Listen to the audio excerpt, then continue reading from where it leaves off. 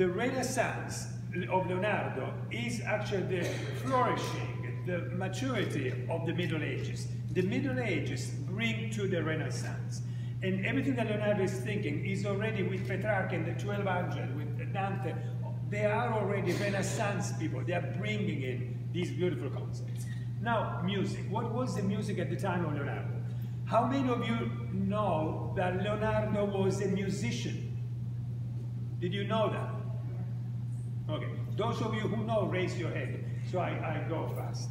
I guess quite a few. Leonardo made more money as a musician than he made as a painter or anything else.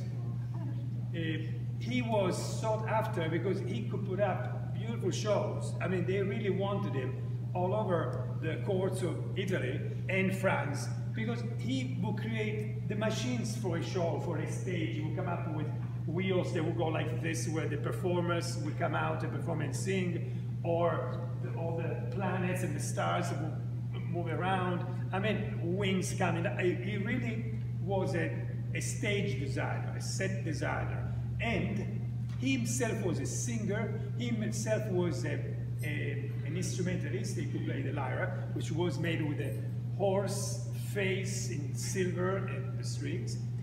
And in fact, the first time he went to Milano from Florence, he went to Milano with a singer. They say that he himself was a great singer. This singer, Atlante, was one of the best boys of the time. And then another guy that was an alchemist, Zoroastro. The three of them were sent by the Medici, Ludovico, to Milano, to Ludovico il Moro, as ambassadors of Florence, ambassadors of culture to Milan.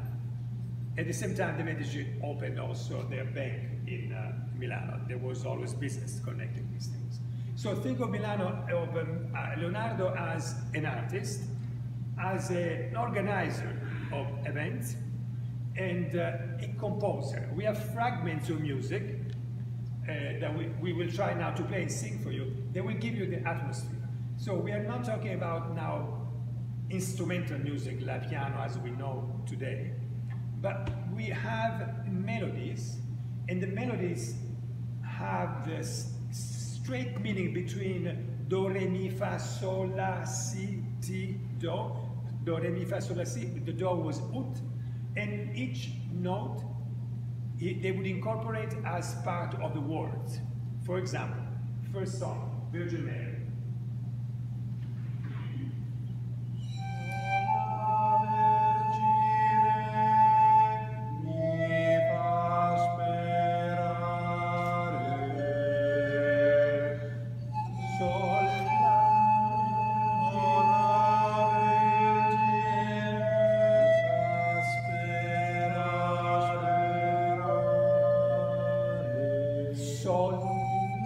Solo la Vergine, sol, la Vergine, sol, la, only the Virgin Mary. Mi, fa, mi gives, fa, sperare. Only the Virgin Mary gives me hope. So the Italian words, they were created, put together by Guido d'Arezzo in the year 1000. These words become a poem.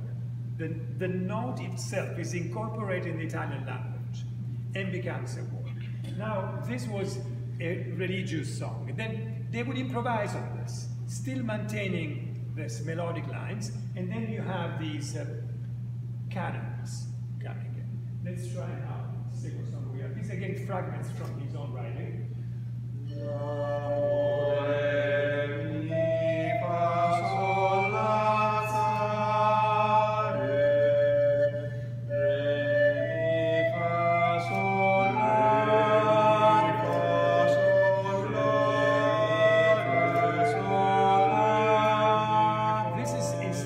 About love, only love. Amore gives me serenity. Music at the time was those were years of constant war. There was always, every decade, there was a war problem somewhere. One town was trying to take over another one. The French would take over the north of Italy. The Spanish would say Napoli. It was chaos all over. So music and the arts in general were meant to bring peace, to make you, to heal your soul. So all these songs all have this sense, this meaning.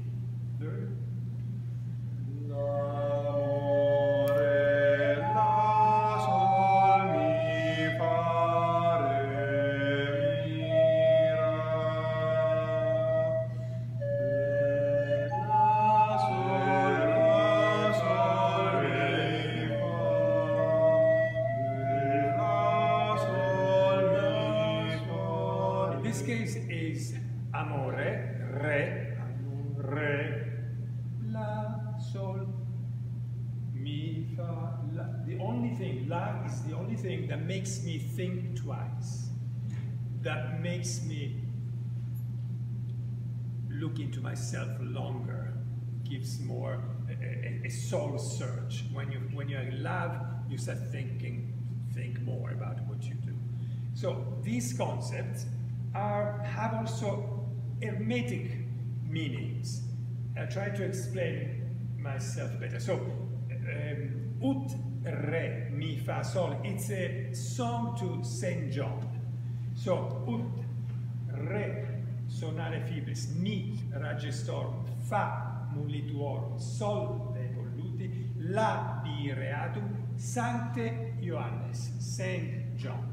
Or, in an older form, Jonas, the guy that was in the whale, and then in the storm of the whale, and 3 days after came out of the whale, sort of resuscitated and came to life. So Jonas has this major meaning.